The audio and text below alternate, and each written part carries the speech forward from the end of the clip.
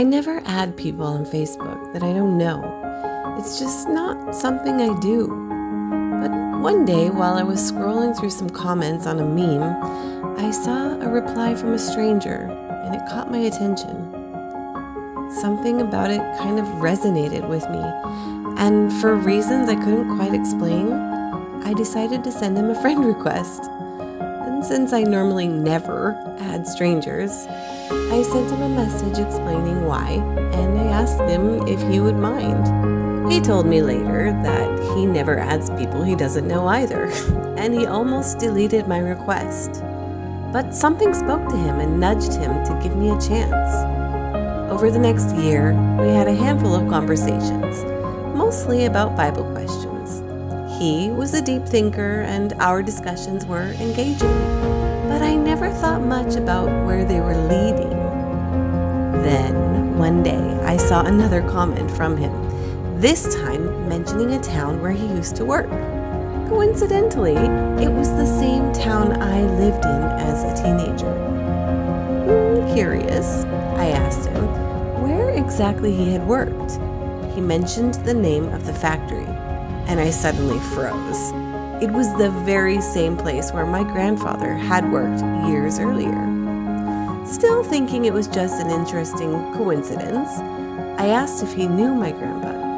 I fully expected him to say no. After all, it was a massive manufacturing plant with thousands of employees. But to my shock, he said that he had worked directly under my grandfather for years.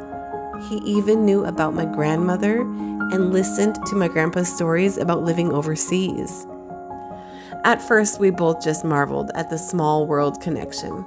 It felt surreal that out of the billions of people on Facebook, we had randomly crossed paths. Until a month later, he told me something that changed everything. Something he didn't mention when I first told him who my grandpa was. He had been carrying a deep buried wound for 43 years, and it was because of my grandfather. Decades ago, there had been a dispute over the credit for a design at work. My grandfather had said one thing, and as a result, this man lost $10,000. It had been a huge financial hit at that time, and he had held on to the pain, though over the years, he had almost forgotten about it. But when I appeared in his life, completely out of nowhere, God brought it all back to the surface. After realizing the connection, he took it to God in prayer, and God answered him clearly, telling him two things. God had already restored what he had lost. After leaving that job, he was given a better paying position, and the extra money he earned over time far exceeded the $10,000 he had lost. God had set up this moment for his healing.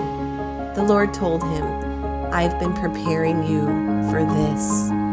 I've been preparing her for this. And I brought her into your life at the right time so that this could finally be healed.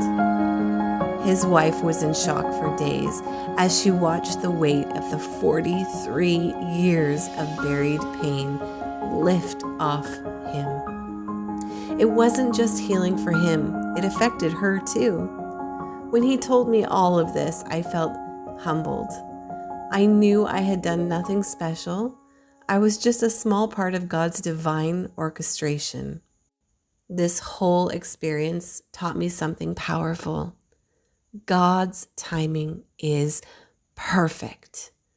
Even when we don't realize it, a random friend request, a handful of conversations, a connection that neither of us could have planned, it was never random. It was never small. It was exactly what God had set in motion decades ago.